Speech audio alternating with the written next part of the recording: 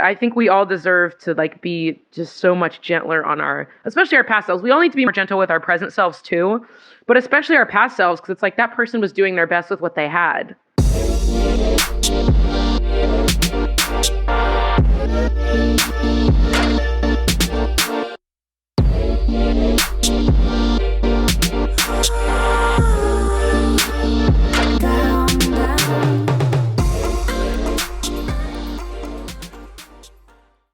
Hello, my lovely listeners, and welcome to Why Not Both, the podcast dedicated to exploring the ways that we can lead our best creative, passionate, multifaceted lives.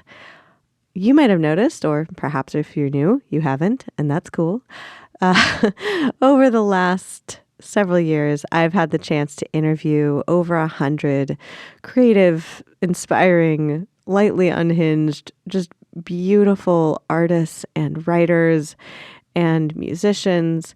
And I feel like during this course of time, I have had the opportunity to learn so much, and that through these conversations, I've become a better person. And I decided to release some of these episodes again because I thought to myself, potentially there are people out there who didn't hear them and that could really benefit from the wisdom that is contained within these conversations.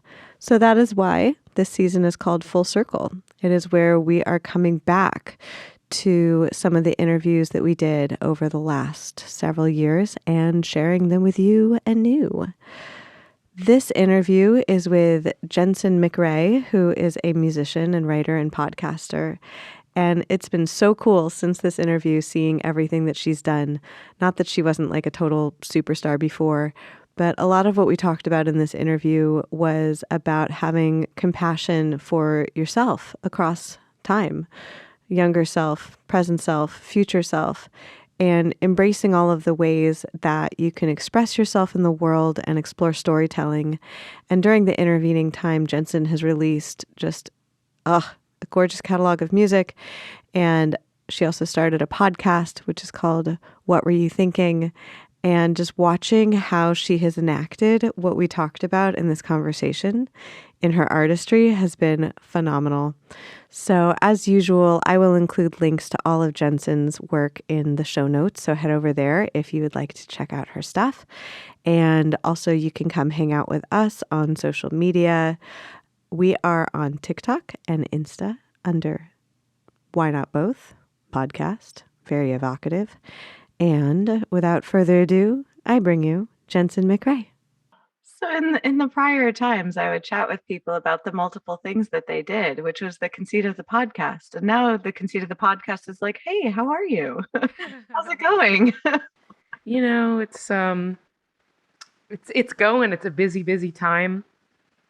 And I'm really excited about like everything that's going on, but it's just weird because it's coinciding with, a lot of still continuing chaos in the quote unquote real world, and, just trying to balance like excitement about career things with like difficulties of life things.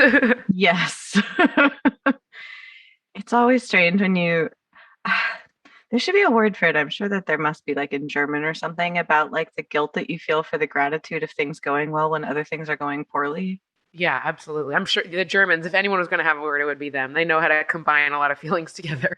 Yes. I'm like guiltitude, guiltigrata, grilltitude. Guiltitude is great. I really like that. I'm going to put that in my reservoir. Yes, guiltitude. Yeah, it's a relatable feeling. Like it's almost like when something goes well, I look kind of like to, each side as though I'm crossing the road, being like, is it real? Did the good thing really happen? Is it here? Like, I guess what are the good things that have been going on, like career-wise? Like, I mean, I've been following along, but I'm like, tell the humans listening to the podcast. Well, 2021 just in general was very positive for my career. I started the year off by accidentally going viral on Twitter with my Phoebe Bridgers parody that became my song Immune. And that kind of ended up being like a gateway to a lot of other really great opportunities.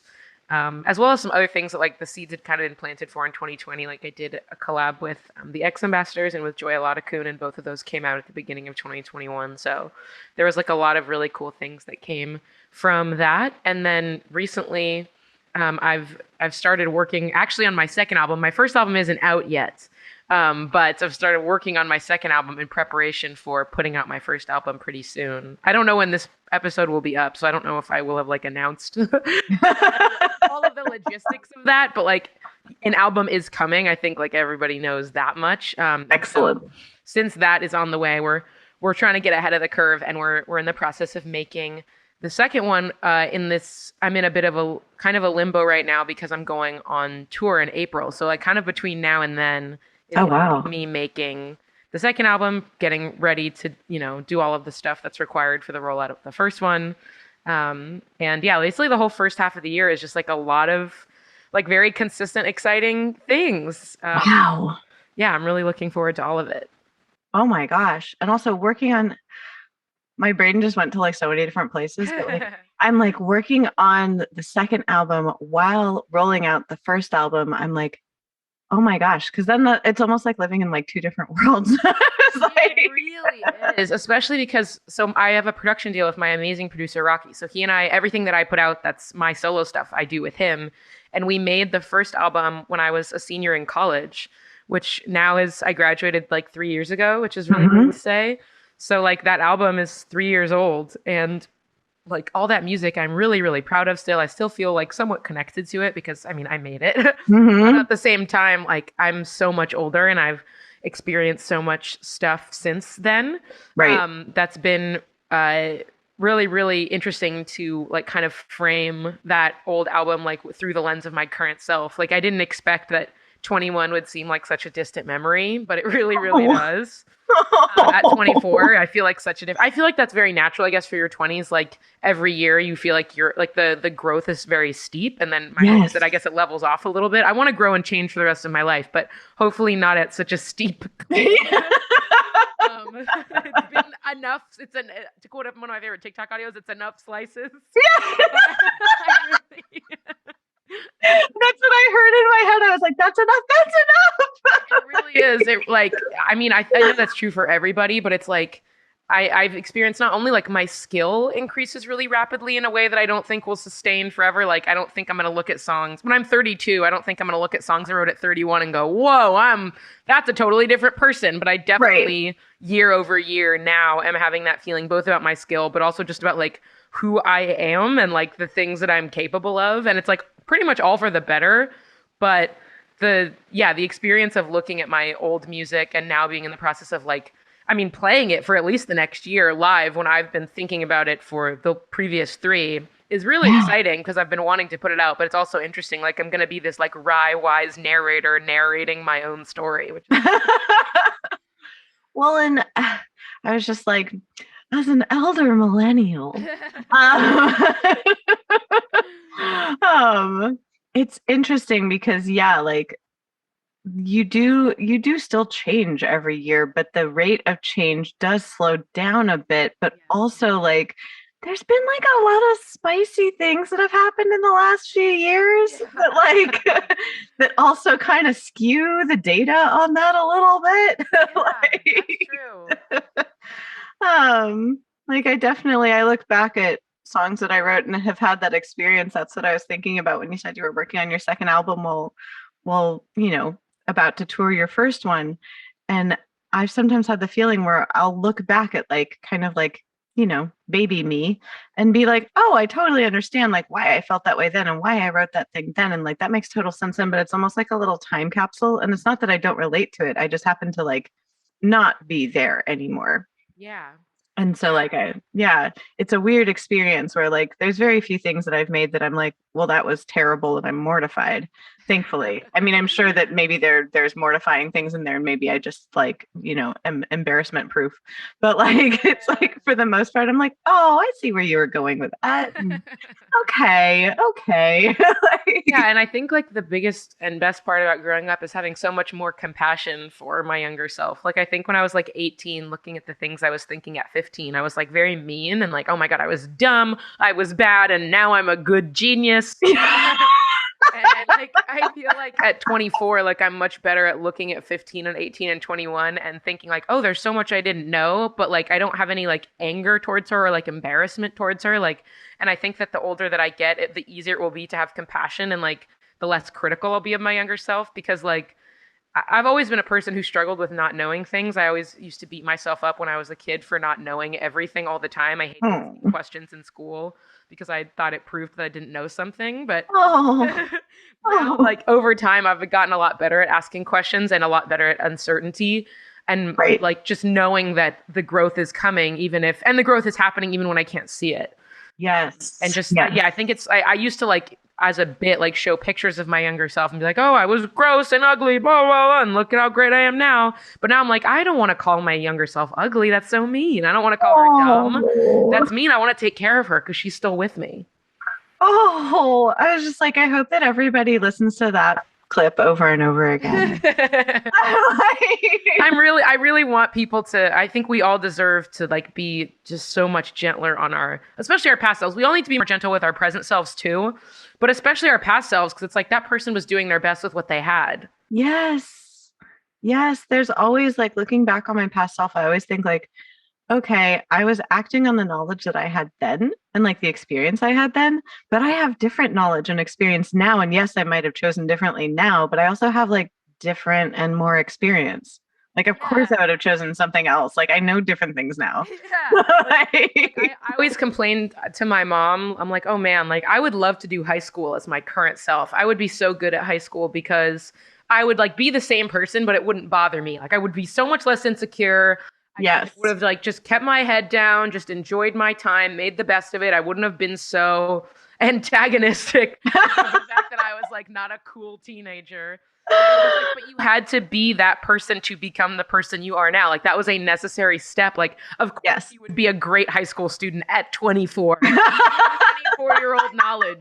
But you were 16. You didn't know anything, and that's fine. That's the point of being 16 is that you don't know anything. You don't know stuff. Oh my God, you could go back to high school like undercover style. Like no one believes me when I'm in public. Like, I don't, well, first of all, the problem when I get carded is that my license photo is my 15-year-old. I'm getting a new license soon. I'm getting my license renewed, so I'm going to get a new photo and it'll be fine. But whenever I get carded, people are like, that's not you. And I'm like, yes, it is. And they're like, you're not over 21. I'm like, I swear to God, I am a grown woman. I just have a very round face. Oh my God. Okay. Get it. I'm like, hi. How's it going?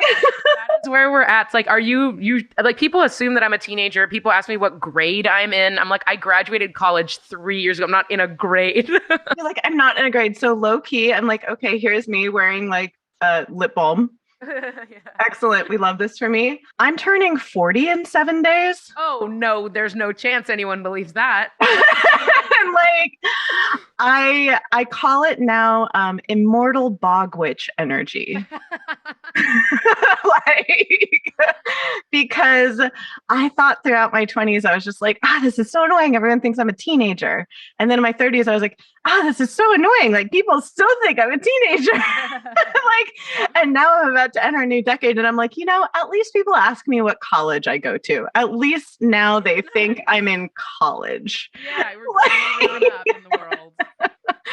And like it becomes like for me, and I don't know if this will carry through for you, but it becomes kind of a fun game because it defies people's expectations because like they see you as like this little fluffy bunny person. And like, I have like the round face and like, my other option of hair, by the way, the one time I tried to cut my hair shorter, it just went outward. Of course. Same boat. Yeah. It's like, basically Eastern European Jewish hair, just it only goes outward.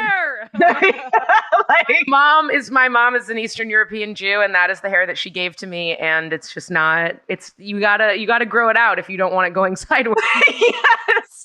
Someone's like, "Wow, how did you choose to have like such long mermaid hair?" I'm like, the other choice was not good. The other choice was bad. It was a square. Yes. And so it's like between the two of those, like it's just fun because people perceive you in a certain way. And then you get to kind of play with those expectations. I mean, obviously, like our culture, for better or for worse, mainly for worse, like really overvalues youth. And I think like on the one hand, obviously, yes, like it's frustrating to have people, I feel like maybe take me less seriously when they assume that I'm younger. But on the other hand, like, you know, in a society that values youth, like I will have access to a little bit more of that currency. And I know that like as I age, like it's very easy for me to talk about like, oh, I'm excited to age because I like don't actually know what that's going to entail. Like it's possible that like the signs of aging that I bear will look different for other people. Mhm. And so I'm like, but because I've always felt like my appearance was like a less important part of who I was, like whether I remain looking exactly like this or whether I like rapidly start aging at some point, like I'm just like not super concerned. Right. Because I feel like being that weird teenager in high school and like being outcast, like it prepares you for any possible future where like you can no longer use your looks as any form of currency. Bingo. Like it gives you, it's almost like this weird audacity where like since you had to develop a personality, like you continue having one. Yeah, Like, my joke when I was well, I guess it's still my bit now, but it's like there's like people who were pretty, there people who become attractive as they enter adulthood, and then people who are attractive their whole life, and the people who are attracted for their whole life never had to learn a trade. Like, I think if you have any awkward phase, like that was the time when you learned your trade. yes, where you're like, let me squirrel away and hide in a tree and figure out how to do something in the world that people will maybe value me for, because in the meantime I'm hiding in a hoodie.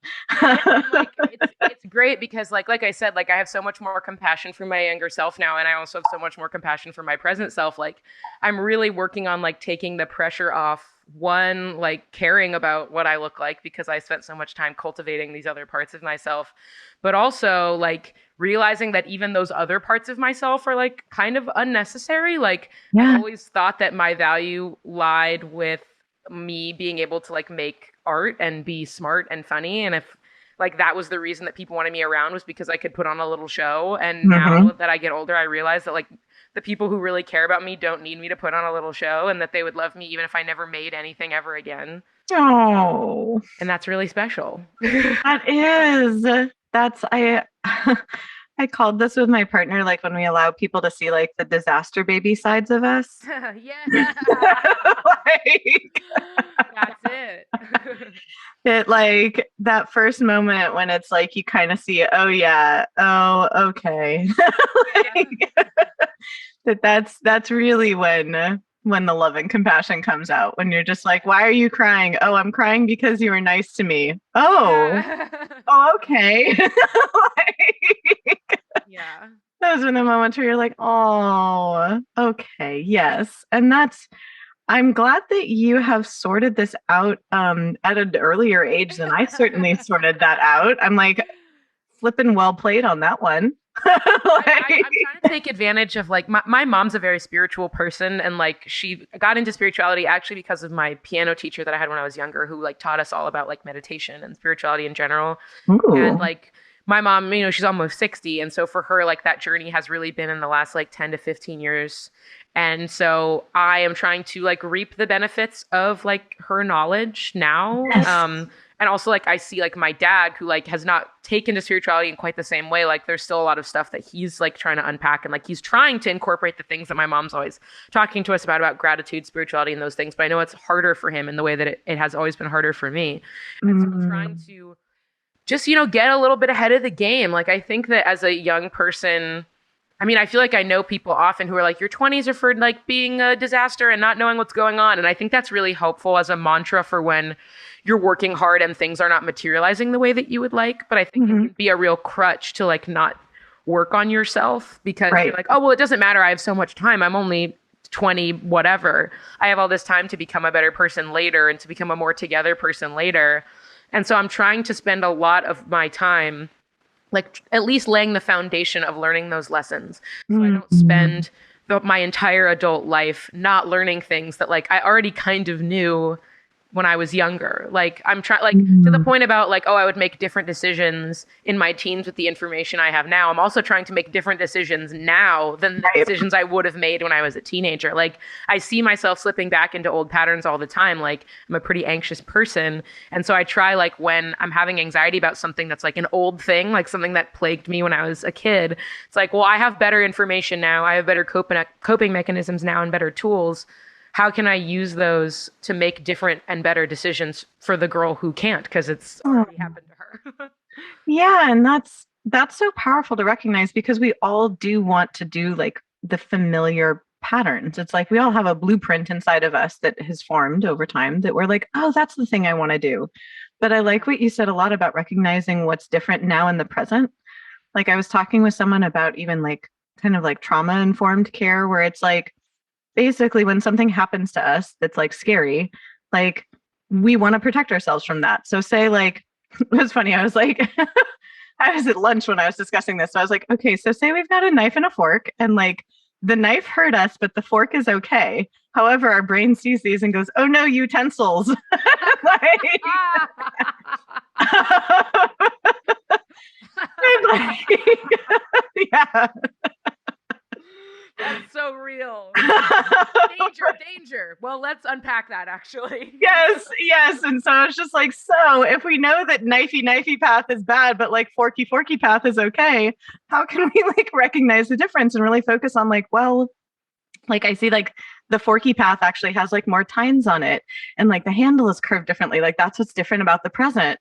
And I know knifey past was bad. Like we can see like sharp edge of knifey past. Like, but we can like differentiate between the two so we can more accurately react to like new forky path. Like, And that's but even still, like I feel like even when we know like that one thing is better for us than something else, like if the bad thing is the familiar thing, we're still gonna go for that. Like yes. it's so much easier to do the thing that's bad for you just because it's familiar. And it's like Yes. sometimes the feeling of like, well, I don't know what's gonna happen if I do this thing that I think is healthy for me. It's like that's the biggest sign that you have to do it. Because Bingo.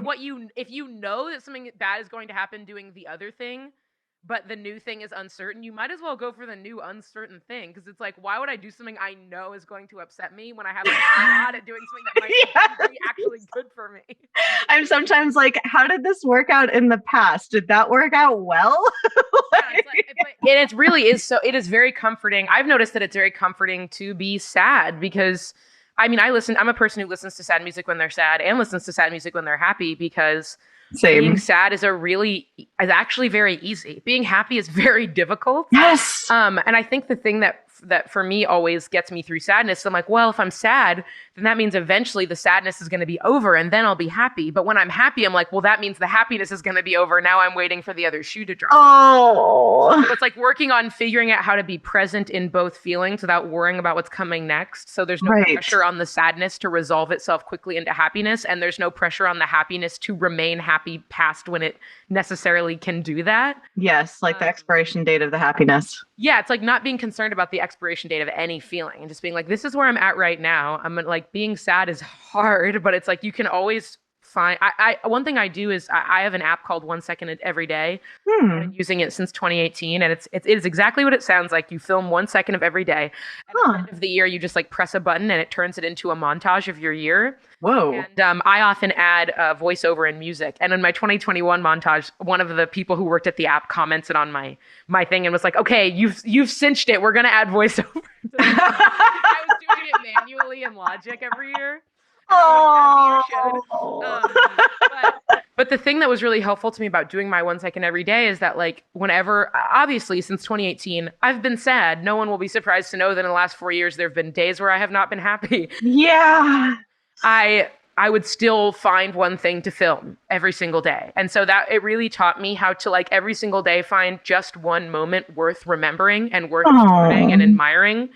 And like that, it's no pressure because you're like, okay, I can be sad the whole day. I just have to find like 15 seconds where I'm going to be grateful for something or excited about something. And then I can go back to being sad. And it just forces you to recognize that like there is no such thing as like a completely lost day or week or year, because you can always find, like, even if it's literally just like, I made myself a really nice cup of coffee, I went outside while the sun was setting, like you can find a moment that's like worth salvaging. I love that that exists because I did an experiment like that in last summer where like I just called it a thing of beauty where I had to Oh find yes, like something yes, every yes, day. yes. Yeah. I did that Like, as well. I did that yeah. with photos at the in summer of 2021, because I developed a chronic condition, and like it's chronic hives, which just says, I mean, I was just itchy all the time. And I feel this vibe in my soul. Keep going. and now fortunately I'm on good medications, and I'm like working on my mental health a lot, and both of those things are really helping. But when it first started, I like had no functioning nothing was working, and so I realized that the first month that it was going on, all of my photos were just like of my hives, like on my phone. When I went back through my Oh, camera roll, it was just me taking photos of my symptoms. oh And I no. realized, I was like, this is going to go on for however long it's going to go on. Eventually, it's going to get a lot better, but it's still going to be a part of my life. And like, I cannot let my life just be a camera roll full of photos of my own skin. Right. Like I need to Right. and so I started taking, the project didn't last super long, but for a couple of weeks I was made sure to take a photo of something beautiful every single day so that I would have a record of it. So I love that you also did that project. Yes. Ah, and it's such a great touchstone. And like now I'm curious about that app because like it's in those times, especially when you feel like either you can't see kind of like your way around something negative that's happening. Um, like I had to move around a whole bunch this summer because like I was like TLDR, like my ceiling joists were moving in the condo that I live in. Like literally it sounded like I was like in a haunted pirate ship. Oh And God. yeah, and I was like, it was one of those moments where like I was like, have I finally lost it? Like, I mean, I know I'm in my home a lot, but like, have I finally just completely gone off the deep end? But lo and behold, I like had a structural engineer come out and he's like, no, like literally the wood beams in between your unit and the unit above are like moving. I was Oh like, God. oh my God. So they had to take apart like my whole ceiling, but they didn't know how long that was going to take. So I couldn't like rent a consistent place. It wasn't like, oh, you're going to be displaced for a month. Right. So I was like bouncing from place to place, which is really disorienting for me. And I was noticing like its effects on my mental health. I was just like, I already have ADHD. Now it was like ADHD plus, You got the premium version? yes. I was like, can I unsubscribe? Like it was like it was bad. Like it was like I hadn't realized how many systems I had set up so that I could just have like baseline functioning. Like I would be like wandering around the house like the John Travolta gif at my friend's house, just being like, I don't know where breakfast is. I don't know how anything starts. I don't know what's happening. Like, and so it was a good focal point to just be like, you know what? I'm gonna find like at least something to like ground me in what's going on right now that I like. Like, and that's gonna be where we're gonna begin. Like, So important, and like it often is like the silliest things that like can get you through like difficult times. Like when I was in college, like I overall really really loved college, but there were periods where I was like definitely depressed and like not looking forward to going to my classes. And like the thing that like woke me up I eat Honey Nut Cheerios for breakfast every morning. awesome. And I got to the point where, you know, if when you eat a meal consistently enough, your brain just immediately craves it. Like the cue of waking up is like, I need this meal right now. Yes. And so I started looking forward so much to my bowl of Honey Nut Cheerios every morning that like it would motivate me to wake up and like get out of bed. And like that was all I needed to like start the day, was the knowledge that I was going to have my Honey Nut Cheerios. Like, and I would have my like hour before classes started to like watch New Girl on my computer and eat the Cheerios. Yes. It was like the Garrett, because like no matter what I had at school, like if I had a midterm, if I had something that stressed me out, if there was a person I didn't want to see, it was like, but I know that for the first hour of the day, I am going to be Yes. in my tiny little apartment eating my Honey Nut Cheerios at my desk. And so Mhm. everything I think is going to be just fine. That, yes, that's like the importance almost of like personal ritual. Yes. Like, I've been advocating for this for people for a long time because I hadn't realized even how many rituals I had until like they were disrupted. Yeah, when I think about that a lot for some reason. Like when I'm going through my morning routine, like my mom got me an espresso for Christmas, and so of course every day since then I have been making one or two very large lattes in my home every day. Excellent. And I used to have a slightly different morning routine before I had the coffee machine. I would make tea, but I always like did everything in a very specific order, and I like timed it out So it's like, oh, I'm going to brush my teeth while the hot water's steaming up because it's like exactly 2 minutes, however long it is that Mm-hmm. it takes. And I realized I was like, oh, if you dropped me in someone else's morning routine, I would have no idea what to do. And if they were dropped in my morning routine, they would have no idea what to do. I'm like, oh, my life is easy and like my routines make total sense. But I like think about if someone who wasn't a musician like received like the emails I received or like was put in a studio, they would be so overwhelmed and stressed out. Yes. And like for me, like it's stuff that excites me or like that seems challenging but doable. And like I know that other people who work in like, I don't know, consulting, God, I don't know what consulting is, but someone's doing it probably. I have If you, zero like idea. if you told me to do that, I'm sure they'd be like, oh, my job's not that hard. But I'd be like, but I have no idea what that is. And so that really, I feel like when for some reason that thought always pops into my head and it really calls into attention all the rituals that I have developed without really meaning to.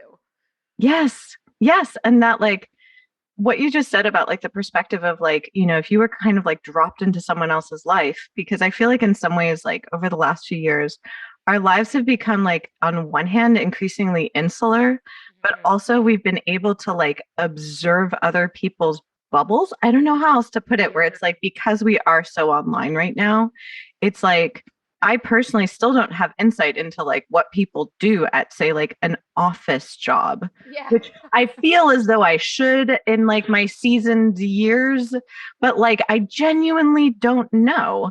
But I do have more insight now into the things that people have shared about like either their rituals or their artistic practices or about like I've been watching so much content online about people explaining about like their mental health things. Like I have so much more insight into so many more things, but there's always like things that I'm like, that's just kind of unknowable to me. Like, I don't know what that experience is like at all. And I think it's like I think because of the internet and like especially like I guess I'll say my generation's like obsession with authenticity. Like Gen Z is like very savvy about like when people are being fake or when we're being fed things that are like not 100% real. Right. And like on the one hand, that's kind of good because like we're not as susceptible to advertising and like we're not a lot of Gen Z is questioning of capitalism, which is really exciting and like all of those things are good. But on the other hand, it's like there's this expectation that people are always going to be 100% themselves and this idea that it's possible to like know someone with whom you have a parasocial relationship, which like, oh my God, yes. you can't. And like even in your personal life, like you can't, it's impossible to fully know, and not to get into that conversation, but it's impossible to fully know another person. Yeah. Like even with my like family and friends, like I am very, very close with every member of my family. We're all very close with each other. I'm very lucky in that way. I've been more critical of like the idea of the nuclear family for the last couple of years, but it's weird because like I have the perfect idyllic nuclear family. Are still married and in love and obsessed with each other, and like my dad works and my mom stayed home and like me and my brothers are all best friends. Like I fully hit the jackpot on that. But I even though we're all very close to each other, I think constantly about how like they don't fully know me. Like the only person who fully 100% knows me is me, and that is right. And I think the internet is forcing us to push up against that because we have this unprecedented access into other people's minds and lives, but we still don't know everything. And then we get mad. So when people do things that disappoint us, the masses get angry because like this goes against the idea that I had of you. And it's like, well, why did you think that you had a complete idea of a person that you've never met or that you barely know? Right. And that I've been exploring parasocial relationships just in general. Like, I'm so glad you brought that up. Like, I was talking with a friend of mine that I recently collaborated with about like she at the beginning of the pandemic was working as an esthetician and got sick. And like we hypothesized she probably had COVID because she was really sick for like 2 months, like in like January of 2020. Yeah. And she got let go from her job, but she's always been an artist and musician and whatnot. And so she decided to film herself in lingerie in her Tesla recording an album. Oh, wow. And she put it on OnlyFans. And she's now a very successful creator on OnlyFans. I mean, what a unique idea for an OnlyFans page. That's right? So cool. She just was like she put up like foil in her window. She's like, I think that all of my neighbors just assumed that I was like doing something horrifyingly illicit.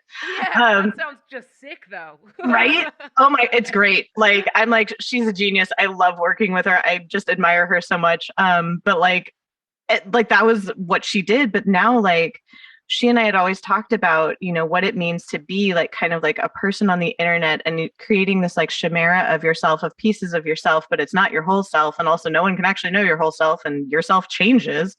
And it's like she and I've been talking so much about like the way that people interact with their concept of you that they have from the internet.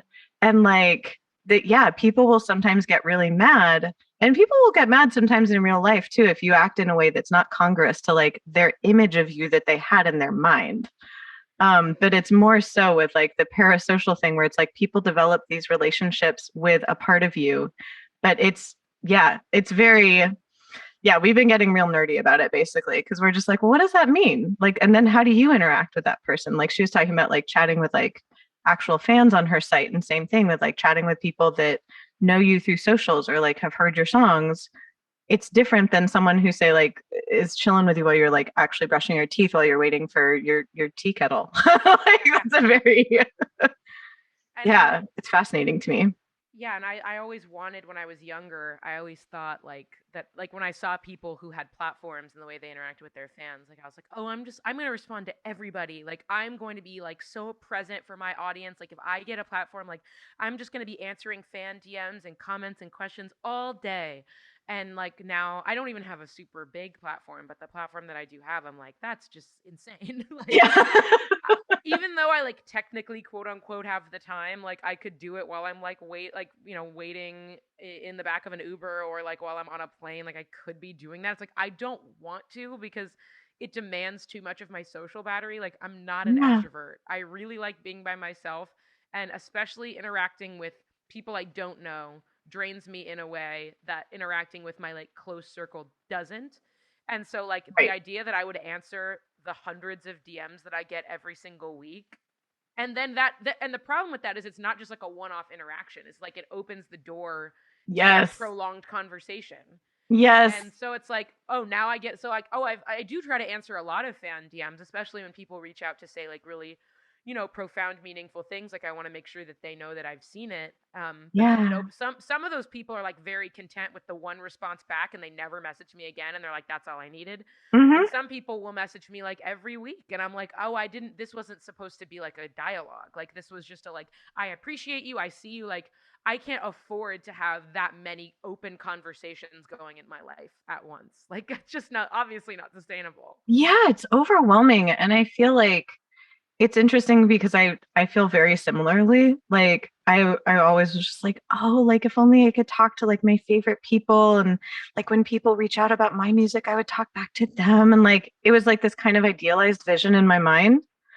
And now like if you had told me a few years ago, by the way, that I'd be trapped in my home and talk to over 100 people via the internet for podcast, I'd be like, I'm gonna do what? Like, Yeah. because bizarrely, I have gotten to talk to like my favorite people, and then other people listen to those conversations, and I'm like, what? Wow, that was my Valley Girl roots coming out. That was pretty funny. I was just like, yes, I am indeed from the Valley. Me too. Amazing. My parents sent me to Buckley, Wow. where then like I hated it so much. And the one time I got in trouble was because in first grade, I was doing a sixth grader's homework for fun on a dare.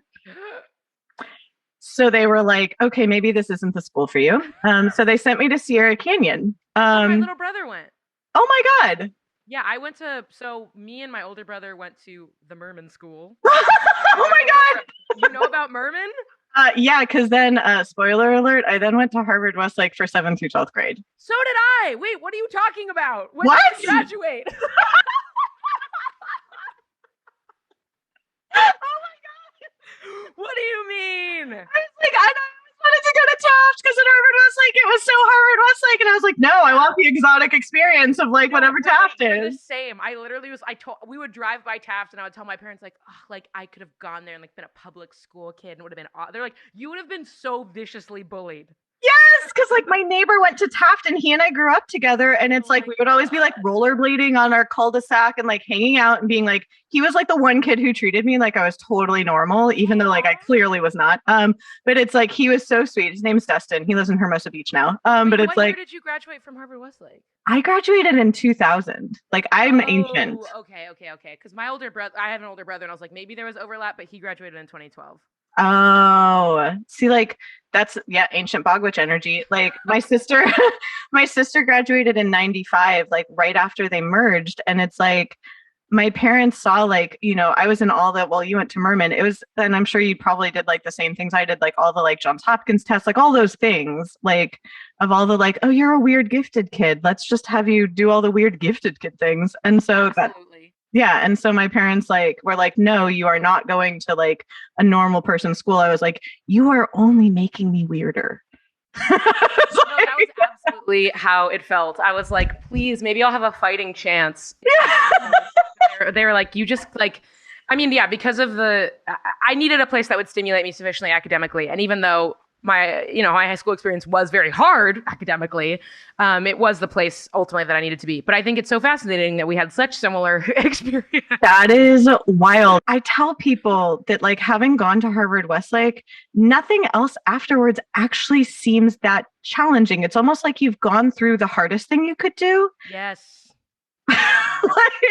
Because so I went to USC for college, and obviously, like for most people, that's considered a really, really good school, and I consider it a really good school. But at Harvard Westlake, 20 or 30 kids get in there every year. I wouldn't say it's considered a safety school, but like the energy is definitely different. Yes. And when I went there, like I studied music, so obviously that was not like academically difficult, but I had to take general education classes. Yeah. And those classes I also found quite easy. Right. And I was surrounded by people who thought it was really hard. And I was like, my high school asked so much of me that there was just no way that anything after this could possibly be hard. And my older brother went to Harvard, and he was like, Harvard was easy. And I'm like, for you. Yes, that's so funny. My whole family went to USC except for me. I was like the weirdo that was like, I want to go to a liberal arts college. And everyone was like, wow, how daring. Scandalous. Yes, like I remember like my advisor at Harvard Westlake actually had me talk to another advisor to like make sure that that's really what I wanted to do. Yeah. No, I had that experience as well because I had one advisor my junior year, and he told me that I could not get into an Ivy League school. At the time I wanted to go to Brown, and he was like, yeah, that's not going to happen. I was like, all right, I'm still going to apply, but I'll keep my expectations low. And then the next year I had a different advisor who told me that I could get into an Ivy League school, and in fact insisted that I apply early to one because I wasn't applying early anywhere. And he was like, I just want you to get a letter in December when all the other kids get letters. I don't want you to have to wait so long. So just apply. If you don't get in, you don't even care. But if you do get in, you'll have a place that you could go if you end up not doing this whole music school thing, which, by the way, I don't understand and no one else understands. And I was like, okay. So I applied to Harvard, and I got in. And I was like, so that first college counselor was full of it. Good to know. Yep. And then obviously, like, I still wanted to go to music school. Like, I knew USC was what I wanted. I didn't want to go to a conservatory because I had other interests, and the idea of just studying music in college felt limiting. I wanted to make sure I could take other classes. But I didn't end up minoring, but I wanted the option to be open and just to feel like I could meet lots of different kinds of people. I knew that I had surrounded myself the previous years with just these really intensely competitive academic kids, and I wanted to be around super creative kids, but also other flavors. Yes. And so when I got into USC, I immediately put my deposit down because I knew that was what I wanted. And of course, everyone at school who found out that I had turned Harvard down was like, what is wrong with you? Why are you doing this? And I was like, I just know myself really well. I know we're only 17, but like I know myself really well. And I know that if I didn't go to this school for the rest of my life, I would be wondering what if. Yes. And I know that like, even though I in theory could like do music on the side in college, which is what I'd planned to do before I found out about the music school at USC, I knew that I wouldn't pursue it with the same degree of rigor or intensity. And I don't think my skills would have increased at the rate that they did. I knew that ultimately if I was serious about being a professional musician, which I was and am, I knew that like getting into this school and going to that school was like definitely the right decision. And looking back now, I know it was the right decision. Like Boston is cold. Like my older brother went to Harvard undergrad and Stanford Law. So me and my little brother didn't. My little brother also goes to USC now, and he's also in the music school. Oh my God. The reason that I think went over so well with my parents was because my older brother did the Harvard Stanford thing, so we didn't have to. Yes. Yes. But yeah, my older brother ended up going to Stanford for law school, and he's not a lawyer now. He didn't want to, he realized he didn't like the law. But when he was at Stanford, he loved like the Stanford's campus. He loved the people that he met there. He loved the energy, and he's a California boy. Like we're all California people. Yes. And the only reason that he even went to Harvard in the first place was because he's like, well, that's the best school, right? And I'm the best, so I'm going there. And like, that was what he did. Yes. And so I think like kind of now is finally making decisions based on like what he actually likes and what he's actually interested in. And he's doing really well. He's like in venture capital and he's like very good at it.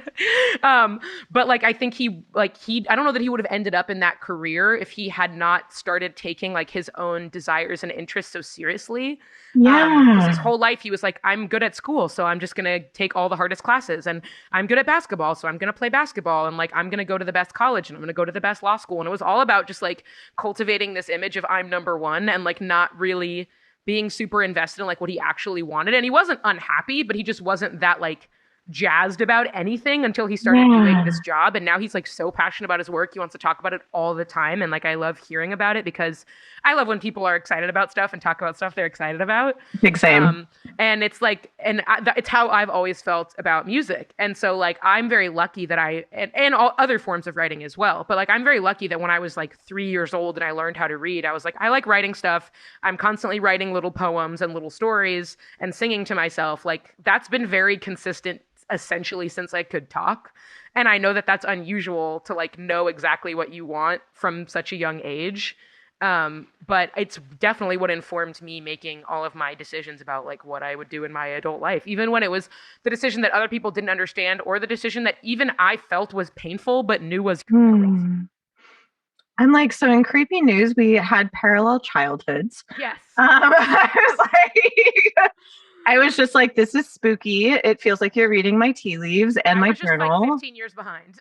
Yeah, I was just like, that is, and yeah, like when you were talking about especially having in a way that like that confidence to make the decisions that are right for you, even if other people don't understand them. And even if sometimes you don't fully understand them at the time, like how you were talking about how you wish you could go through high school now, but it's like a friend of mine commented, it's actually the first person I dated, like she said something interesting about me that like just resonated in this moment where it's like, she's like, she's like, you're the most consistent person I know. And I was like, why? Oh. And she was like, well, you were like this in high school. It's just that you're like better and more confident at it now. Yeah. Yeah, the ideal scenario is not that like with regard to our conversation about like having the steep rate of change, it's not that you like do a complete 180 and become a completely different person, but you just really grow into yourself. Yeah, it's like, and having that confidence to go to music school, because I felt similarly in that I toured at Oberlin and was like, I think this is like too much music. Yeah. Like, I was like, that was too much. But then I ended up like, I minored in music and I majored in psychology. I majored in classics and almost double majored in psychology. I missed that major by one class. So technically, I did the Harvard Westlake thing where everything was easy. So I was like, yeah, of course I'll have like 2 majors and a minor in the honors program and finish a semester early and just like work on a thesis while nannying. That makes sense. Yeah, just giving Lisa Simpson. Just absolutely Lisa exactly. But it was that knowing of like, I always wanted to do music and I knew in some ways I wanted to do it professionally. But I think that you came into that knowledge almost earlier than I did, because I definitely struggled with like, how much do I want to do it professionally and how much do I want to keep it to myself? And where does that leave me? Like I resisted for a long time scoring work for whatever reason, despite the fact that I was good at it. And then in my 30s, I leaned into it and now I'm much better at it. But I'm like, I wonder what it was about my teenage self that was like, I don't want to do that, despite the fact that I was good at it and enjoyed it. It was maybe an ego thing of like, oh, I only want to serve my own vision, not someone else's. And then when I was older, I was like, Pam, that's why I was silly. I think at a subconscious level, I try to tell this to friends of mine who are like not pursuing music like full time. They maybe are doing it as a hobby and they're like, well, but maybe I want to do it. And I'm like, are you sure you don't want this to just be a hobby? Because like, I am definitely grateful for all of the opportunities I have. I know I'm doing the thing that is best for me right now, and that being a professional musician really is like where I'm thriving.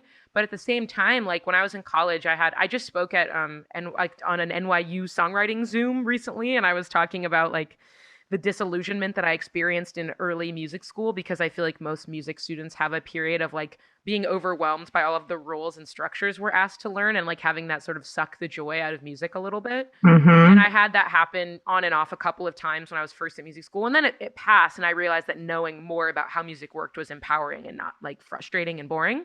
Yes. But at the same time, it's like I definitely did have moments where I was like, why didn't I just keep this pure? Like when I was in high school, this like, especially because like Harvard Westlake didn't have a super intense music program. Like all of my music enterprise consisted of me sneaking down into practice rooms during free periods to play the piano. Like I was writing songs during my free periods, and when I got home from school, if I got bored doing homework, I would just swivel my desk chair over to my keyboard and I would write a song. Like it was very much the thing I was stealing away to do. And in college, it became the thing that I had to do, and I found myself stealing away to do other things like writing novels and screenplays and poems, because it felt like that was some sort of a coup and like my way of reclaiming my time and doing something that was like unimpeded by structure or grades or expectation or criticism. And I think whenever I talk to people who are like considering doing music full time and it's not something they were like super drawn to their whole life, I'm like, maybe it should just be for fun for you, because it's really hard. People say like, do what you love and you'll never work a day in your life. But that's like absolutely not true, because when you do what you love, one, it becomes your livelihood and you rely on it to live. And then also like you are now like having to do all this other stuff that doesn't actually have to do with the thing you love. Like I love writing songs and performing and recording music. I don't love like doing my like weird music taxes, and I don't love like and I don't love like having like, sometimes I have really exciting creative meetings, and sometimes I have meetings about logistics that make me want to go to sleep. And sometimes I have sessions with people that I'm like, oh, this person and I are not clicking, but I have to be here for another 5 hours because like that's just what you do. And like, yeah, there's definitely moments where I'm like, well, this sucks. But ultimately what I realized in college is like every job is work. And every time I was like over romanticizing, like, oh, maybe I should just go get a PhD in English literature. Maybe I should go work in a bookstore in Oregon. Maybe that's what I really want to do. Every time I would have those epiphanies, I'd be like, oh, that stuff would also involve doing a lot of work. And I think the ratio of fun to work would be worse than music. So like that's my advice for all the kids listening, is every single job has parts that suck, and you just have to figure out which parts that suck are you willing to tolerate, and also what's got the best bang for your buck. What has the best ratio of fun to sucking? Because there's no perfect scenario. Just as like there's no perfect relationship, there's no perfect job, there's no perfect house. Like any thing that you bring into your life that you're going to live inside of, whether that's like literal or metaphysical, like there's going to be parts of it that are bad. And it's like, you just have to figure out like, oh, at what point does the bad start to outweigh the good? And then at that point, then you can make a change. But you're never going to find something that has nothing bad in it. Oh, yeah. And also that might fluctuate over time. Like there might be a time that you're just like, you know what I actually really want is a PhD in English literature. And it's like, you could go and do that. Like it's funny because like that was originally the conceit of why I even started chatting with people on this podcast, was that like, obviously, like you might have noticed I'm a musician. But like in the midst of this, I realized I really liked teaching and I liked helping people and all this stuff. So I got a master's in clinical psychology. Because what else is a Harvard Westlake kid going to do other than get a backup master's? No, I'm totally getting a master's at some point. It's on the agenda still. Oh yeah, it was fun. It was the same thing where people are like, "This is hard," and I'm like, "Ha!" Like, you're funny. I just wrote a 5-page paper by like sneezing on this tissue.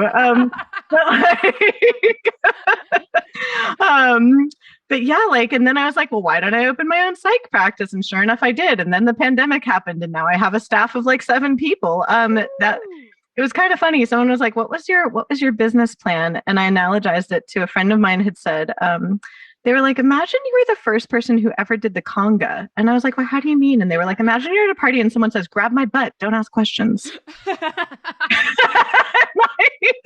I'm like, I feel like that's how my business went, really. That is an excellent analogy for most times you're doing something that no one has ever done before. Yes. You have to do something really weird and you're like, trust me, just trust me. Yeah.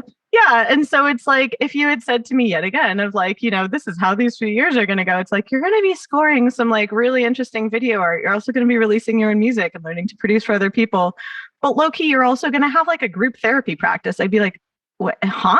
That's too many things. Yeah, I'm just like, that doesn't make any sense. But it's like you're allowed to do those things. And like I'm always so intrigued by people who like you're currently on like the 100% like professional musician path. And it's so interesting to me because sometimes people are like 100% in one thing, or you can be like 20% in five things. And like all of those models are valid. I'm always so fascinated by like when people are for certain seasons like dedicated to one thing and then other seasons they're like these 7 things, these are my chaos emeralds, these are like Yes, I'm really. I'll first of all, thank you for that reference. I tweeted a picture of, I think it was at the inauguration last year, of like Lady Gaga going up to Joe Biden, and I think I tweeted, Gaga chuckled, "You mean the Chaos Emeralds?" Got a good amount of love, but some people were like, what is that? And I was like, oh, so you didn't read the Obama and Sonic the Hedgehog fan fiction? Got it. yeah, exactly. But anyway, I was just like, you're clearly not as online as we are. I'm so chronically online. It's not good. But yeah, I am. I'm really working towards that season of having my hand in like multiple different things. And like, I actually had a really great conversation my sophomore year of college with one of my professors. That was like during one of my periods of disillusionment when I was like, do I want to change majors? Like, I was working, and he was my songwriting professor, my performance professor, and my private vocal teacher. So like, we oh my goodness, a lot. Shout out to Sean Holt, my guru and best friend. I was in his office for a voice lesson, which our voice lessons, we did a few things where he was like, this is how you don't destroy your voice. And then the rest of our lessons were just him like telling me what life was about. Oh. And one of our sessions, I think it was like the day after like a performance class where I'd like had a hard time. And I was like, you know, like everyone in this program, like it was a small program. You'd only have like 20 people in the pop program at USC. And I was like, everyone in this program is like so dedicated. They literally like eat, sleep, and breathe music. They're so obsessed with gear. They're so obsessed with like weird jazz. They've heard of so many artists I've never heard of. They love their DAWs. They're always telling me about plugins. And I'm like, I don't really care about any of that. I only really care about like lyrics. Like I just love writing song lyrics as a vehicle to tell stories. And like sometimes there'll be a really especially beautiful string section or a really great guitar part, and like I'll get excited about it. But overall, music to me is about storytelling, and like that's why I'm here. I have all these other outlets for storytelling. Like I really love writing fiction. I really love writing screenplays and poetry, and I don't want to give those things up.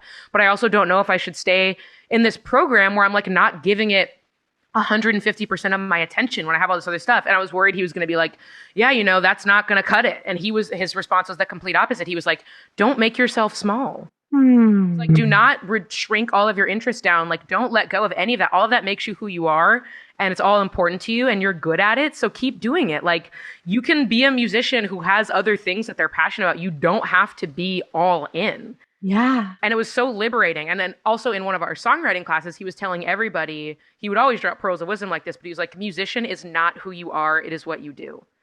And it was so, he was like, I don't want you to feel as if, you know, if you hit a hiccup in your career, you get fired, you have a dry spell of not getting gigs. Right. You're not, it's not like you have not lost your identity in that scenario. It's just your job. And right. You can still make music even if you're not doing it for a job. Like, it is not, it is just what you do. It is not the core thing of who you are. And if you lost it for whatever reason, you would still be a full, complete person. Yes. And it's like, it was so freeing. Both of those like wisdoms were so freeing because I realized like, it's actually totally okay that there's all this other stuff I want to do. And I'm now realizing like, I definitely feel like for the next 5 to 10 years, like performing, recording, touring, writing, all of that stuff is going to be happening for sure. Yes. And then after that, I don't know. Yeah. We'll see. I don't know. Yeah.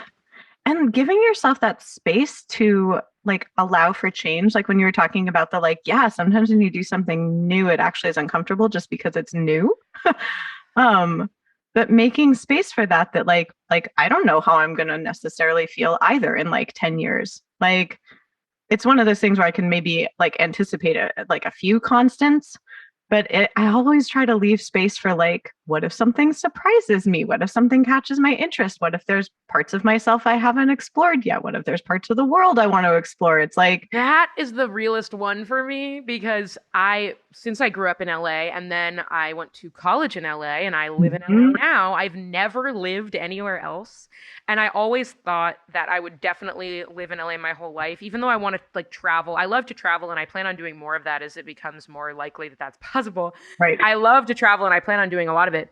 But I always was like, oh, but LA is home. LA is where I'm going to come back to if I ever get married and have kids. LA is where that's going to happen. Mm-hmm. But I realized the other day, I was like, that doesn't have to be true. Like, I love my family. I'm very close to them and I want to live close to them. But if like ultimately, like, I mean, I'm obsessed with London. I really want to live there one day. Mm-hmm. Like, if I go there for 3 months to work on an album and I decide I don't want to leave, I can just stay. You're allowed to stay there. I'm literally in my 20s and can do anything right now. Uh-huh.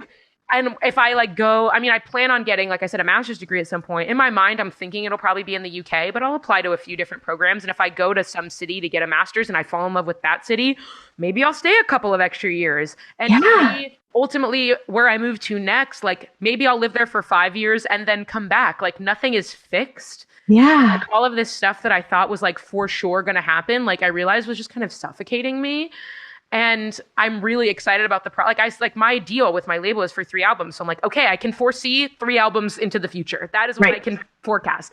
And after that, it's like, maybe I will move. Maybe I'll literally stop doing music completely. Maybe I'll just take a 5-year hiatus and then put out an album independently. Like, I have no idea. And I'm like, for the first time in my life, I'm genuinely totally fine with that. Yeah. Like it's one of those things where you're like, this is like terrifying, but also so exciting because you're like, because like I didn't give myself that permission. And I'm glad I didn't do it when I was a teenager. Like I think if I'd gone outside of LA for college, even to like another part of California, like, I think I wasn't ready when I was 17 years old. Like I was very like, I'm a very late bloomer in like every single respect. And like, I just like wasn't ready to be alone and on my own. Like, I'm really glad I was able to go home and see my family like every weekend. Like, but I finally feel like I'm in a place where like I could totally live for 3 or 6 months in another city or even another country. And like, I think I could just do it. Like, I think I would just make it work. Yeah. And it's like, maybe like it's a good thing that I spent all this time in LA because it like gave me the foundation I need to just try other stuff. And maybe I'll move somewhere else and I'll be like, oh no, LA's the one. And I'll but I'll know. But at least I'll know. It's supposed to be like, I'm pretty sure LA is the only place I want to live. It's like, I want to live in Brooklyn for a couple of months. I want to live in London for a few months. Like, maybe I should go live in Amsterdam. Like, maybe I should live in Spain. Like, I should relearn Spanish and move to Spain. Like, I don't know. Yeah. That's the best part about like, I mean, I'm obviously biased, but it's like one of the best parts of leaving LA for a little bit is actually the coming back to LA. Because so far I have never been somewhere that's like LA, and other people have commented on that for better or worse. But it's like, I remember because I went to college up in Washington. I went to the University of Puget Sound, which like is a tiny, tiny liberal arts college. I wanted the opposite of Harvard Westlake, just to be contrarian, I guess. Yes. And so I went to like this like wonderful like school in the woods. And there's a lot of trees and it was very misty. And a lot of people ended up like settling in Tacoma that I went to school with. And like some people went up to Seattle and some people went to Portland.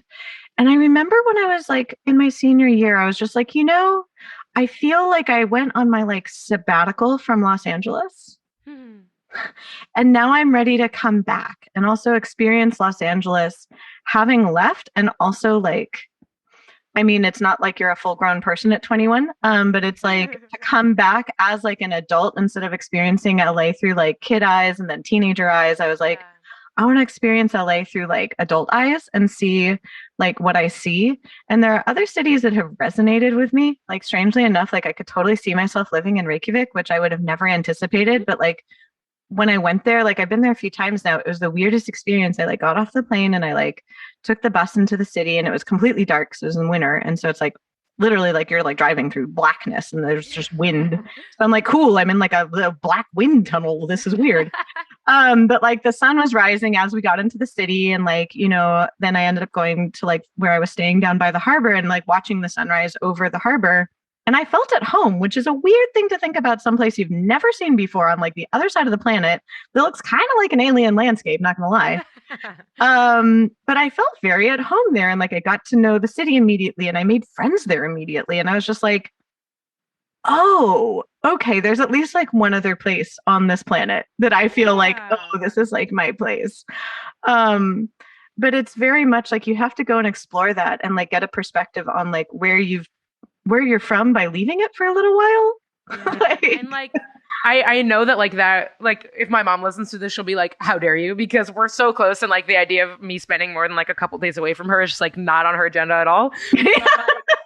But I do think that like people always said like you have to leave your hometown, and I always felt like, well, it doesn't really count for me because my hometown's LA. Yes. So cool. Yes. And I don't know that I necessarily need to go for like a super long time, but like I think even if it was just like 3 months, like that would be so powerful for someone who's literally never been away from home for longer than 2 weeks. Like that would be very powerful.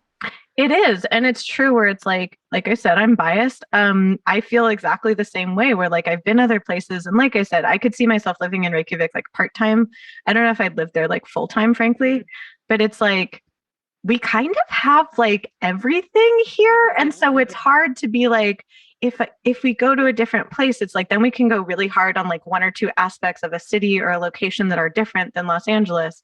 But like we literally have this like kaleidoscopic range of things that like even if you did a new thing in LA every day before you died, like you still there'd be more things.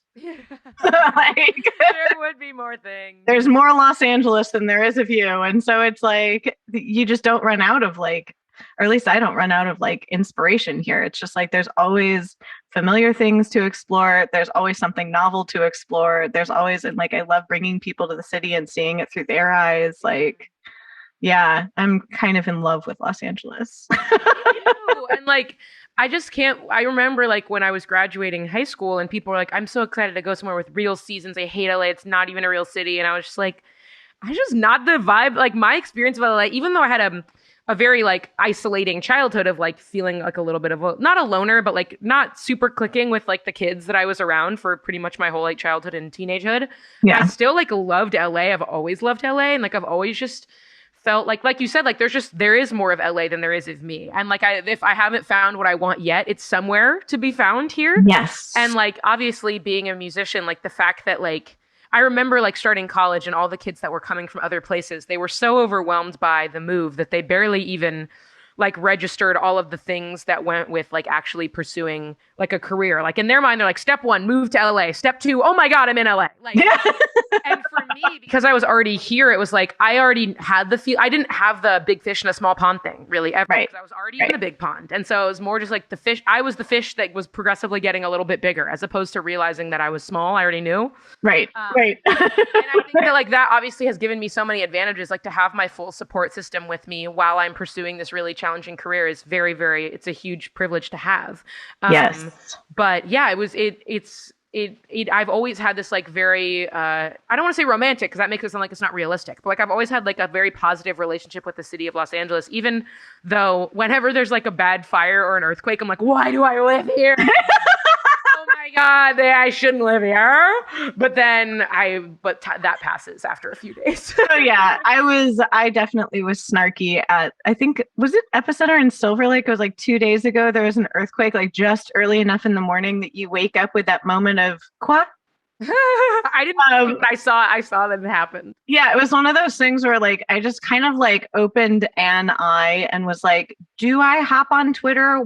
Do I care enough?" Like, the LA conundrum of do I ask if that was an earthquake? Yes. And it was like just early enough. I remember it was kind of light outside, but not super light outside. I was just like, And it's interesting to think about like coming from LA, and I just thought of the context of that it's like in a time when we couldn't see anybody, the thing that went viral was you actually writing a snippet that was based on the image of another LA artist. Yes. That is something really interesting. I feel like part of my connection to Phoebe Bridgers, even though obviously most of it, she's just like really talented, is the LA thing. Like I really do see like, oh yeah, you grew up in Pasadena. Yes. Like I can tell. Mm-hmm. And there's something very cool about like, yeah, just like knowing the same landmarks and stuff. Like obviously everyone knows about LA. It's not a secret. It's not an Right. unkept secret, but like there's something about growing up here, like the level of intimacy that we have with it is like it's kind of rare. People always tell me I'm a unicorn Right. from here, and it's like obviously when I was growing up, everyone I knew was from here. So I Yeah. didn't realize that it was special. And now when I meet people, they're like, "Oh, that's so crazy. Like what was it like?" I'm like, "I think like anywhere else." Like Yeah. I mean, I did grow up in the suburbs. It's not like I like lived at the Hollywood sign. In the suburbs, like every other suburban kid. But yeah, I feel like part of my connection to Phoebe Bridgers, and anytime I find out an artist is from LA, it like really opens up their discography for me. I'm like, okay, I can kind of like Doja Cat. I think grew up in the Valley too. Yes. And I'm like, really? Okay. It's that's so interesting that you said that about even like your connection to Phoebe Bridgers, because I feel the same way with with the artist Jenny Lewis, where it's like, because she's like a tiny bit older than me, but not like a ton older than me. And I remember seeing her like in movies when I was a kid. And it's like the stuff that she writes, like, because she grew up not that far from where I grew up in the Valley. And like, even just like going to acting classes as a kid and like just kind of that whole culture. Yeah. Like, it's so specific that like when I hear her songs, even when she's not singing explicitly about Los Angeles, it's like, I feel a similar connection of just like, okay, this person understands this particular, like, kind of like this thread that's interwoven in my life too. Yeah, there really is something about growing up in a place where everyone else wants to go. And I feel like probably a lot of people who are from New York feel the same way. And I remember in like the very beginning of my freshman year of college, like meeting people who were from Manhattan and being like, oh, wow, man.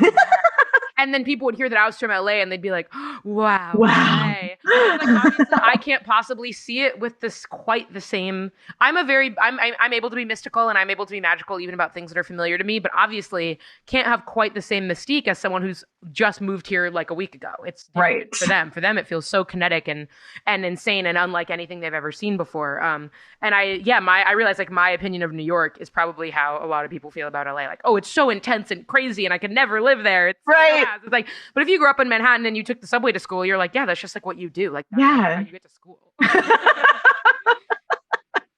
Yeah. And like just the interplay of LA to New York. I remember I visited a friend of mine. Yeah, this was in college because I had met her when I was studying abroad, and her family lived in Manhattan. And it's like they weren't home when I got there, but they left like the instructions for how to like go up to their place. And so I'm like chilling in this like Manhattan apartment. And I was thinking to myself, I was like, I got this. I totally got this. Like, and like, I think I was like 19 or 20 at the time. And I was like gonna like slice a bagel in their kitchen. And I looked over and I didn't like really realize how close buildings were to each other. And I looked over and there was like the window of another kitchen and there was a person in it. And I definitely screamed and threw the bagel. Person is too close to enjoy bagel consumption. Yes, it was like just I malfunctioned and I was just like, oh, okay, yeah, I don't got this. That's like so the opposite of LA. Like everything is so spread out. You would never like look over your shoulder and like see another person in their own kitchen. Like everything is spacious. Yes, and it was like the funniest moment where I was just like, they're probably like, just what happened to that? Is that person okay? Like I'm glad that I see the bagel like instead of the knife. But it's like, why did that mermaid just throw a bagel? Yeah, exactly. Like, what's going on over there? It was not a dignified moment. But it's like thinking about how particular place is. I was also thinking about even the idea of like, I don't know why it popped in my head, but like going viral on the internet in general because it's devoid of context. Yeah. And like, I'm so curious about the people that were like listening to your Phoebe Bridgers, which then became your voice. Like, I'm so curious what it sounds like to people not in LA when we're singing about LA. Yeah, I think about that too. And did you ever watch the cartoon The Proud Family? No. Okay, so it was on Disney Channel in like, I mean, it was like definitely like after your time, like it was on in the early 2000s, like for like babies. Gotcha. So it was for me. And it was for the little babies who don't remember 9/11. Yep. And, yep. And it was about this girl who so my mom is white, my dad is black. I thought that the characters on The Proud Family were a white mom and a black dad. And my mom told me later in life, she's like, no, that mom is just a very light-skinned black woman. And I was like, how dare you? It's my family. And I was very confused. But the main character is Penny Proud, who is me. But first of all, one of her best friends on the show is named La Cienega Boulevardes. And I thought that was such a hoot because I grew up like I took that street. It's a major street in LA, obviously. Oh my And, God. like, I thought that it was so funny. And then also there's a character named Wizard Kelly who you'll notice sounds similar to Magic Johnson. And so Wizard Kelly on the show had all of these like franchises. Like he had the Wizard Kelly like restaurant, gym, whatever, just as Magic Johnson had his TGI Fridays and Starbucks and 24-hour fitness. Oh my And God. Again, I thought that was so funny. But now as an adult, I'm like, who is that for? Like, is it only for children that like live in like a few neighborhoods of Los Angeles? Like, who would know about that? Like, I thought that was so weird. Maybe it was for the parents that were watching it with their children that it's like, hey, if you have to watch this over and over again, we're gonna put in some Easter eggs for you. Yeah, and Wizard Kelly was one of those famous cartoon characters who's too tall that you never see his face. The bottom part of his body, which I loved. But yeah, I just thought that was so funny. Like, and it reminds me of like, yeah, when people talk about LA in pop culture, if you're not from here, like, does it all sort of run together to you? Is it all just like, that's an LA reference? Are you not even aware that the reference is being made? Like, I wonder. Right.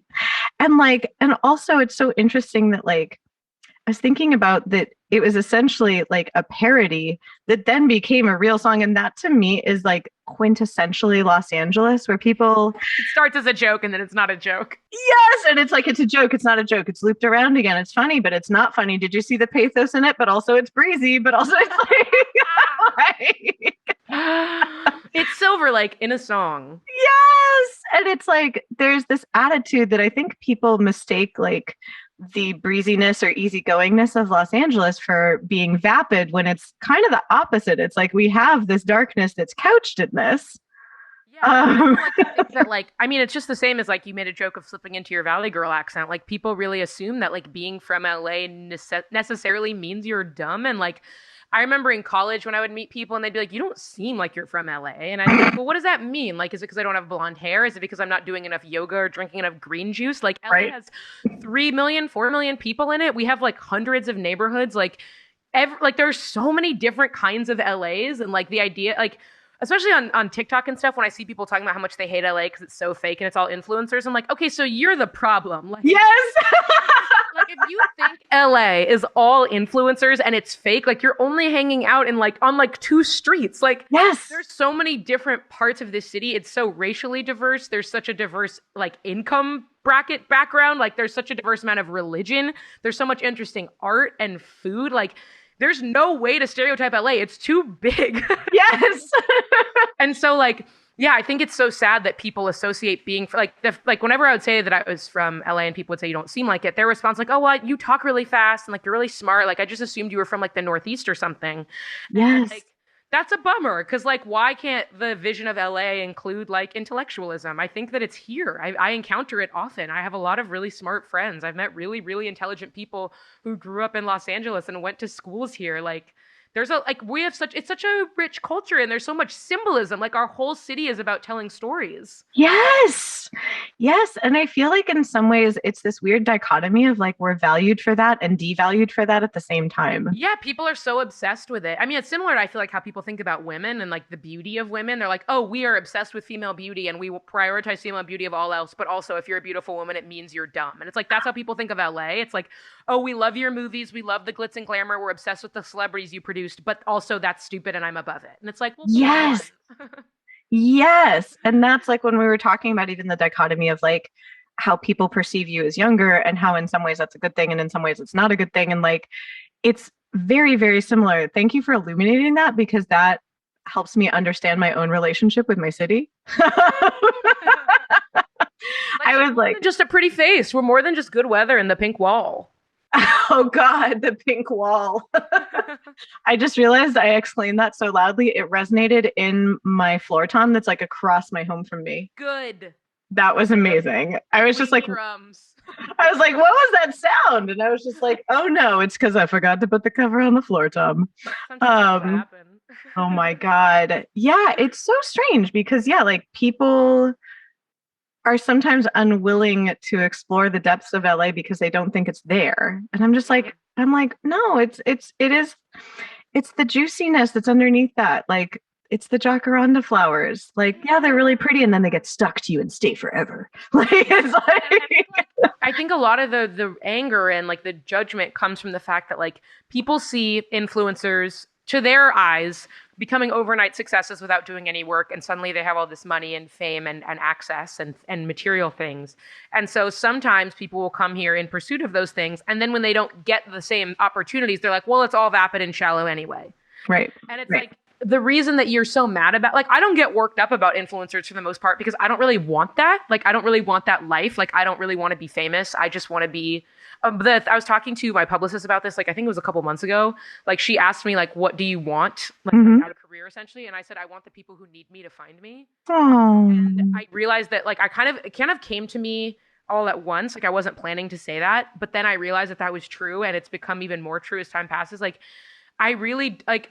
I would be happy, obviously, to be able to like make a lot of money so that I could do positive things with that money. But ultimately, like, as long as I can make a living, like, I don't need any extra attention. As long as I have to engage with certain attention grabbing measures so that I can reach the people who need me that haven't found me yet. But I don't need to go overboard to get extra people, because if you're not going to be like a person who's transformed by my music, like, you don't really need to be here. Like, you can be if you want, but I'm not going to like force you. I'm not going to try to convince people that are going to get nothing out of my art to consume it. Like, I'm not just looking at a numbers game. And so the whole concept of the influencer, I think that like if that's a job that you want and it sounds fun to you, like, you should do it, because I don't think people should like be barred from doing things that are fun.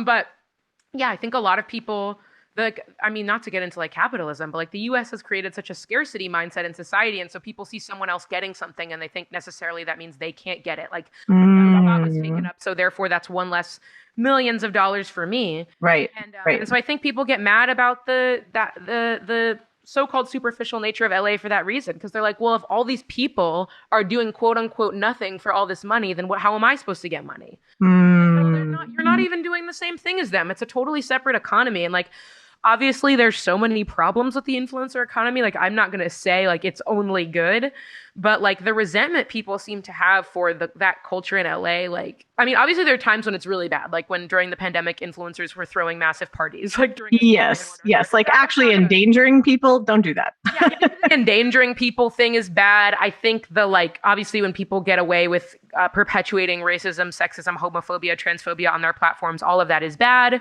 But the base concept of a person is a self-employed entertainer who like makes content in their home, like, I think that is okay. Like, just because you don't like the content, like, someone's enjoying it, otherwise they wouldn't be making any money. Exactly.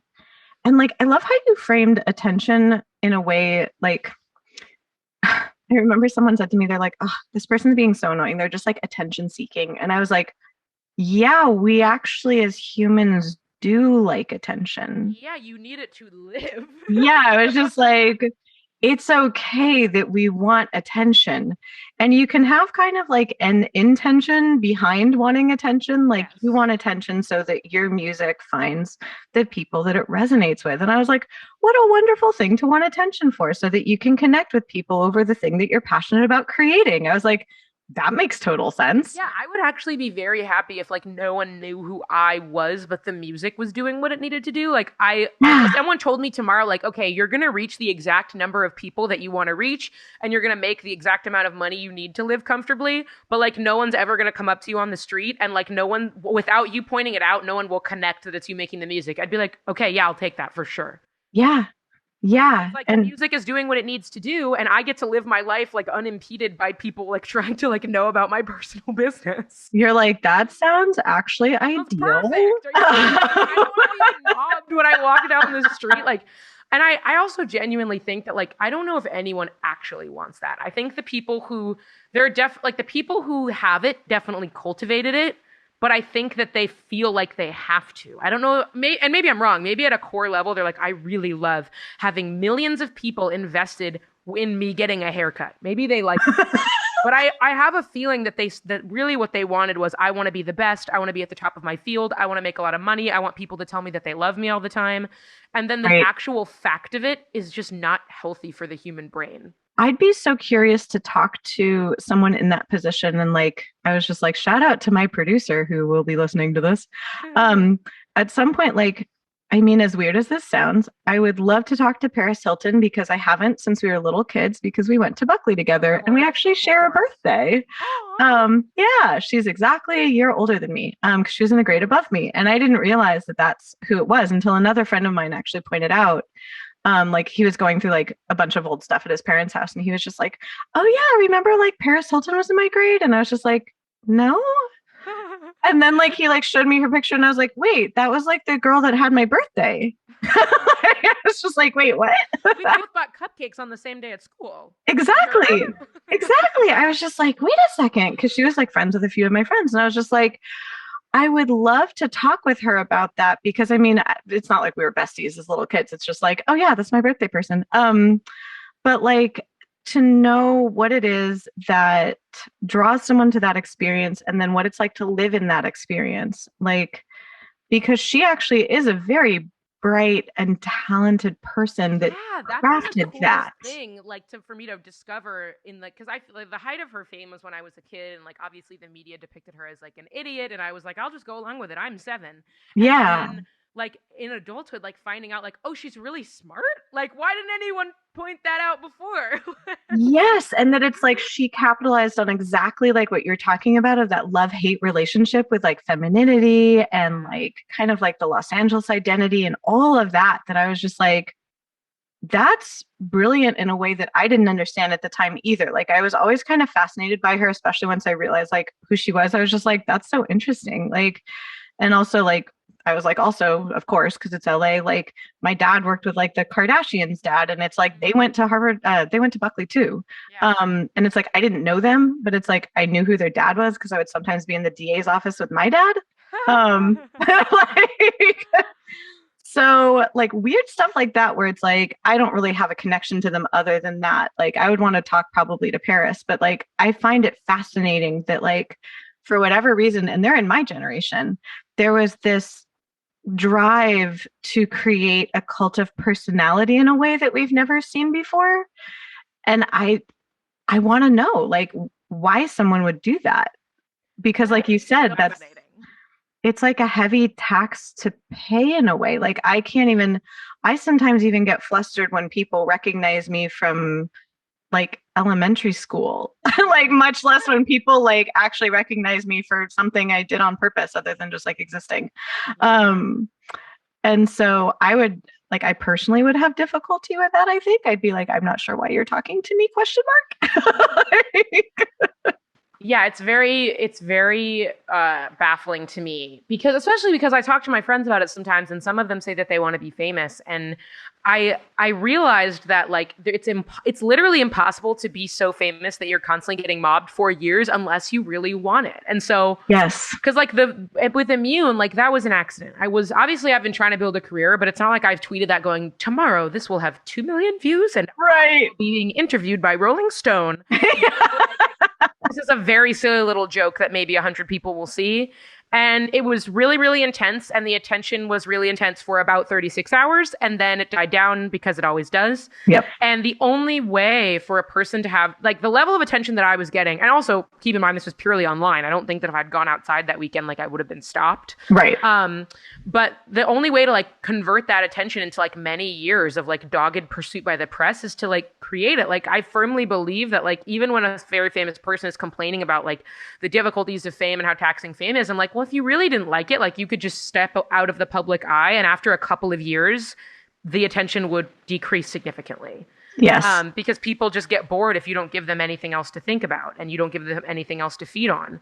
And so I know that like that it takes cultivation. And I think ultimately what those people have decided is like, I want to be performing at a certain level, like in certain venues with a certain degree of autonomy. And the only way to have the kind of, especially as a woman, the only way to have that kind of autonomy is to be like literally the most famous person to ever live. Right. So it's like, I kind of get it when I think about it from that perspective. It's like, listen, if you want to play the Staples Center, that means you have to have enough people in your fan base willing to buy tickets for that venue. And like, I don't know how many people it is, 50,000, 90,000, a crazy amount of people. Yes. And if you want to play that size venue in like every city in the world, that's so many people. And that's so many diehard fans. Plus you kind of need to have like at least another amount of like at least that many people times 2 of people who are like kind of casual fans. Right. That's just a crazy amount of interest that you have to generate. And so I realized personally, like my team disagrees. I'm like, I just want to play the Wilter. And they're like, you could play the Staples Center. And I'm like, I mean, maybe, but I don't care.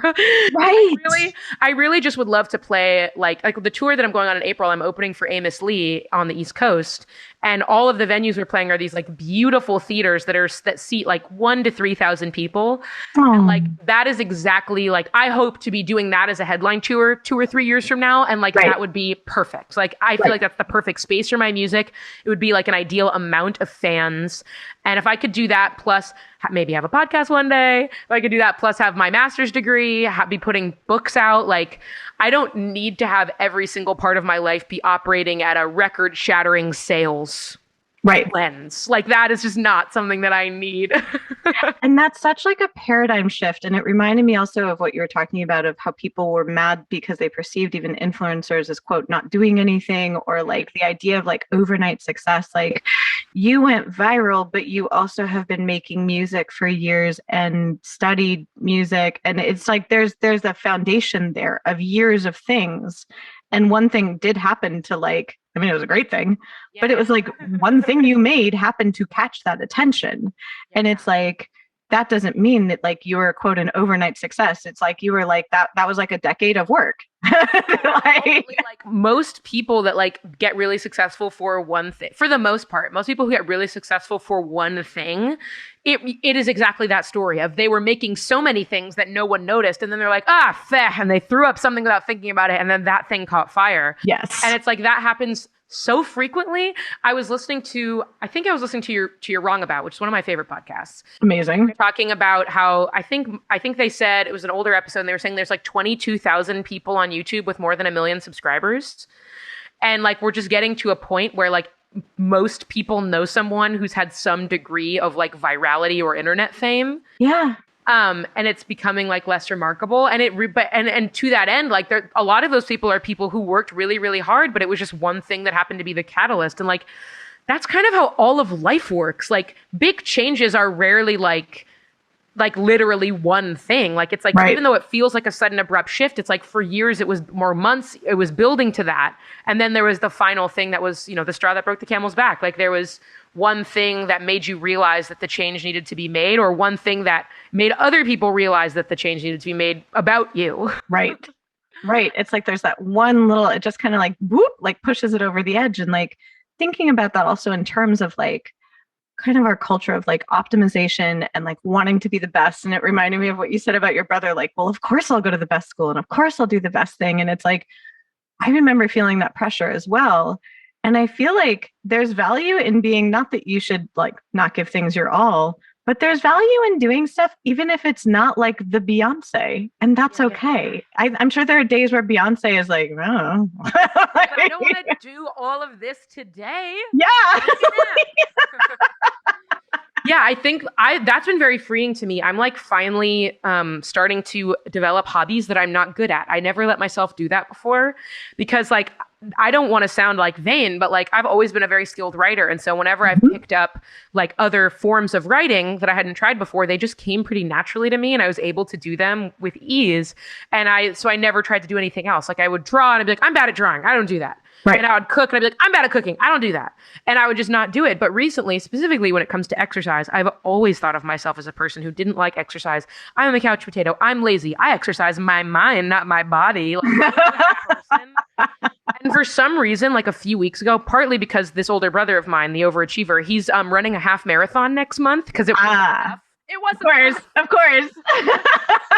And he was always really, really into fitness, but he never liked running. He always was like a guy who was like, he played basketball, he liked lifting weights, but he hated running. But then he started doing like HIIT workouts. And then as a result, his like cardio skills improved rapidly. And he just kind of started running by accident. He realized he really loved it. And so now he runs long distances, like multiple times a week. He's going to do this half marathon. And he was like so excited about it. He was like, my whole family calls me JP. He's like, JP, you really got to try it. You really got to do it. Like you can just go really, really slow. It's fine. We're like walking down the street as he's saying this and he breaks out into a jog to show me how slow. And I'm like, dude. But I was like, you know what? Why not? I'll give it a shot. So I started I love going on long walks. What I started doing was I would put on a podcast, I would look at the clock on my phone, and as soon as it would like hit a new minute, I was like, I'm gonna jog for 10 minutes and then I'm gonna go back to walking. Mm-hmm. And Mm-hmm. now I do that like a few times a week and I look forward to it, which is impossible to believe that I'm doing that. But I've been doing it, yeah, for like the last month or so, and I'm like, I like it. I am shocked to report, Yep. and it's hard. I'm not good at it. I'm very slow. I cannot run a full mile in 10 minutes. But I've decided that one of my goals is to run a 5K by the end of the year because it's only 3 miles, and I'm like, I Right. can run a 5K, and they usually say it takes like 30 to 40 minutes for like an average person. I'm like, if I can run a 5K in 40 minutes or less, I will be so much farther ahead than I was in my fitness than I ever have been in my entire life. And it wasn't a New Year's resolution. It wasn't something that I like, really planned. It's just like, I just feel better when I exercise. I know it's good for my mental health. I also read that it like helps prevent like cognitive decline, like Alzheimer's and dementia. And I was like, oh crap, I forgot about that. And like, because of I know with my hives and like with my anxiety, like all of those things are very intimately connected. And when I am doing things that reduce my overall anxiety and depression, Yes. it makes everything feel better. I also started eating way healthier. I like cut out a lot of processed food because I realized I feel very like weighed down and sad when like I eat like a lot of like baked goods and fried. Yeah. And it's like, I don't even really super miss them for the most part. Like I'm still eating food I like and I'm still eating a lot, but I'm just like, oh, I probably should like not eat all this stuff that has all these weird ingredients that like we don't really know what they do. Like listening to another podcast hosted by Michael Hobbs of You're Wrong About called Maintenance Phase, which has fully radicalized me about fat phobia. Now I'm like on a whole thing about that. But Heck yes. they were talking about Halo Top, and they were talking about like Snackwells, all the like. Oh my God, yes. Ads, and they were talking about like erythritol, sorbitol, xylitol, all the fake sugars. I just listened to their episode about Olestra, and basically that stuff is just like not good for you. It's just not good for you at all. No. And it's like we've been tricked into thinking that it's good for us because they make you thinner, but in the meanwhile are making you super unhealthy and like ruining your metabolism and scrambling your hunger cues. Yes. Like, what if I just ate food that like I knew exactly what it was doing to me as a treat? Just as a treat. And I feel better. I do feel better. I have more energy. I sleep better. Like I feel like I have fewer headaches. Like it's not like a huge difference. I'm definitely not one of those like crazy people that's like, oh yeah, if you like eat vegan, like it'll cure all of your diseases. Like I'm not there. But I do believe that like if you have chronic conditions and you have a diet that is like suitable for your needs, like it will make everything not feel as bad. It won't cure anything, but it will make everything feel a little better. Yes. It's so funny because I advocate that with my clients where I'm like, I always tell my therapy clients, like literally, I'm just like, just incorporate movement, any kind of movement, not because I'm like, trying to turn everybody into like Sarah Connor from the Terminator series. Like, I'm like, that is not where we're going with this. I'm like, and like realizing that like movement and eating healthy are good for you independent of weight loss is like literally the most powerful thing in the world. Like I really bought into all of the mythology that like I would be happier and healthier if I was thinner. And like now like listening to the podcast, like I mean it's crazy because like I have to acknowledge I have a lot of thin privilege. Like even when like feeling insecure does not equal not having thin privilege. Like I definitely have it. But it made me realize like every time I've ever tried to eat healthy or exercise, no matter what I told myself at a subconscious level, it was 100% in the pursuit of weight loss. Right. And it was because of an arbitrary thing that I'd gotten in my mind about like how much I wanted to weigh that had nothing to do with like my health or like what my body might naturally want to sit at. Right. And like now I'm like, I haven't weighed myself in a really long time, but like I just don't check anything. The only metrics that I check are like, I make sure I get my blood drawn, like that I don't have a vitamin deficiency. Right. Like the only thing that matters to me, I'm like, is my blood pressure okay? Do I have all the vitamins? Do I have all the little crystals that I need? Okay. Exactly. It's fine. And like, yeah, just that knowledge has been very liberating because like, I now no longer have to worry about like, oh my God, I've been running for a month and I don't need new jeans. Like, am I doing it right? It's like, no, if you're moving, it's working. Yes. If you're eating healthy and you're moving, it's already working and you're good. Yeah. Like when I feel like, oh, my like quads hurt a little bit from running, like, oh, I'm like a little sore. I'm a little tired. It's like, I did something like that. That I did something good for me. Like I took care of me and little me inside. Like that's so special and valuable to have that sense of accomplishment, especially when you're struggling with depression. Like I had a really, really bad depressive episode in the summer of 2020. Like no surprises there. Yeah, I was like, oof, I'm sorry, but also yes. But and like the two things that I did to like kind of pull myself out of it was I hadn't been driving for a while because driving had been causing me anxiety for the previous few years. So I decided to get back behind the wheel and I decided to go vegetarian. And I was like, I just need to do two things that are going to make me feel like I'm in control again.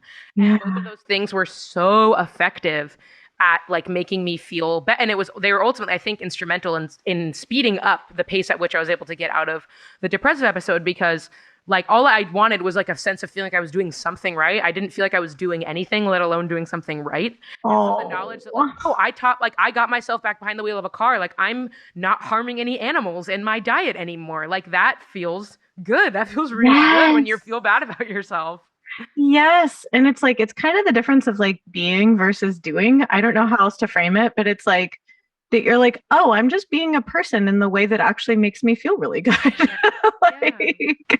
And I realize it's going to look different for everyone. And for some people, like those changes, like the changes that I make are not changes that are realistic for them or that will be meaningful for them. But I think everyone has at least one or two things in their life that they're like, oh man, like if I like made this shift, it would make me feel just a little bit, just 5% better or 10% better. And it's like when you really commit to making that change, however small it is, you will just notice over time the accumulated benefits of it. Yes, it kind of has like my brain was like a snowball or like a katamari. It just rolls through collecting objects. Like a friend of mine was going through really bad depressive episode. There we go. Tried to merge those words. Didn't work.